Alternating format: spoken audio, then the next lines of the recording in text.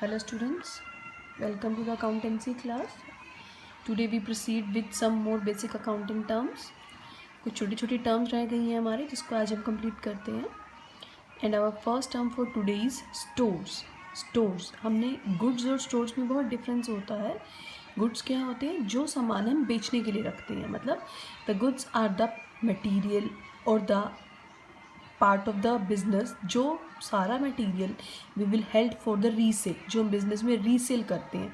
But उन goods में से कुछ ऐसा मटेरियल जो हम अपने पर्पस के लिए, अपने यूज़ के लिए रख लेते हैं फॉर आवर ओन कंजप्शन, उसको हम बोलते हैं स्टोर्स.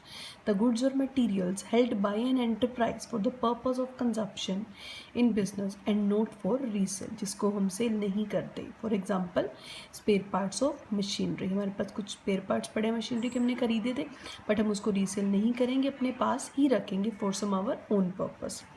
नेक्स्ट है हमारे पास एंटिटी. हमारे पास एक वर्ड यूज़ होता है बिजनेस एंटिटी. बिजनेस एंटिटी क्या होता है? Entity means an economic unit. जो बिजनेस होती है उसको यूनिट माना जाता है, इसलिए हम बिजनेस के लिए क्या वर्ड यूज़ करते हैं? Entity. It means an economic unit which is formed for earning income by providing service or selling goods. Business को एंटिटी भी कहा जाता है क्योंकि इकोनॉमिक यूनिट क्या होती है? इकोनॉमिक यूनिट वो सारी यूनिट्स होती हैं जिससे हम कुछ भी अर्न कर लेते हैं. तो एंटिटी को एक ऐसी इकोनॉमिक यूनिट बोली जाती है which is formed for earning income by providing service और फॉर सेलिंग गुड्स. टर्नओवर क्या होता है उसके बाद? Turnover means total sales made in particular year. Sales होती हैं जो हमने सामान बेचा, अब उन सबका टोटलिटी मतलब उनका एग्रीगेट, जो टोटल जितना सामान हमने सेल किया उस स्पेसिफिक ईयर में, स्पेसिफिक मंथ में, स्पेसिफिक टाइम पीरियड जिसके हम अकाउंट्स मेंटेन कर रहे हैं, उस सारी सेल्स को मिला के हम क्या बोलते हैं? Turnover. So turnover means total sales made in particular year.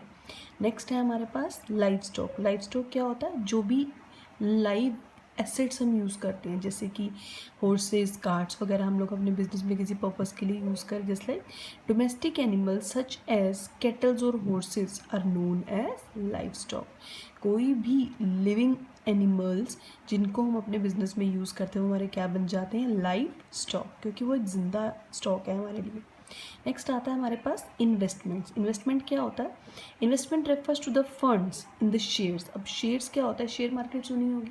Share market में हम लोग अलग अलग कंपनियों में पैसा इन्वेस्ट करते हैं with the expectation of some return, कि हमें कुछ बैक पे इनकम या रिटर्न मिलेगी. ऐसे ही डिबेंचर होते हैं. धीरे धीरे ये दोनों वर्ड्स जब आप 12th में जाओगे it will be clear to you.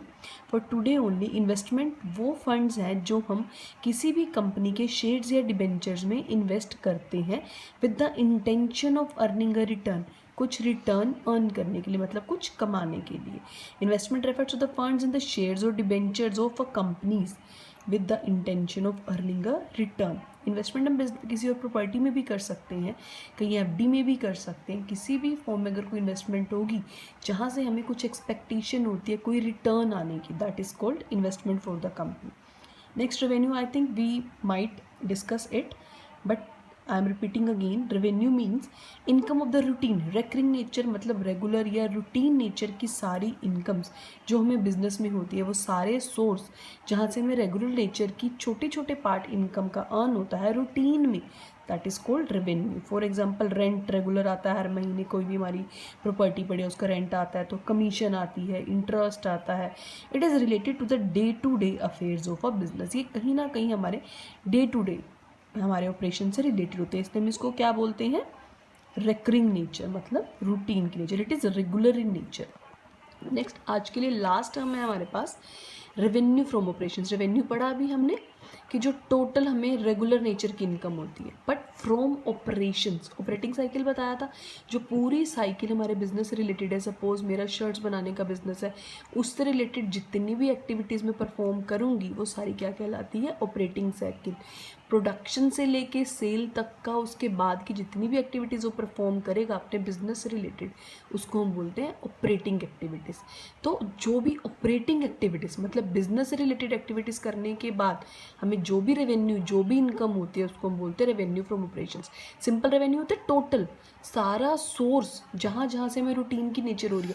अब रेंट हमारे बिजनेस रिलेटेड तो नहीं है, कमीशन हमारे बिजनेस रिलेटेड नहीं था, इंटरेस्ट बिजनेस रिलेटेड नहीं था, बट फिर भी हम उसको क्या बोलते थे, रेवेन्यू, क्योंकि वो रूटीन में सोर्स है हमारा एक इनकम आने का। बट रेवेन्यू फ्रॉम ऑपरेशन एक स्पेसिफिक है कि रेवेन्यू जो हमें सिर्फ ऑपरेशन से हो रहा है, हमारी ऑपरेटिंग एक्टिविटी से हो रहा है, उसको हम बोलते हैं revenue from operations. So it is a revenue earned by an enterprise from its operating activities. It includes revenue from sale of goods and services. मतलब कोई भी revenue मुझे goods को बेच के या services को दे के हुआ, मतलब सारे business related operating cycle से, operating activity से जितना भी मुझे revenue हुआ, all those are called as revenue from operations. Thank you.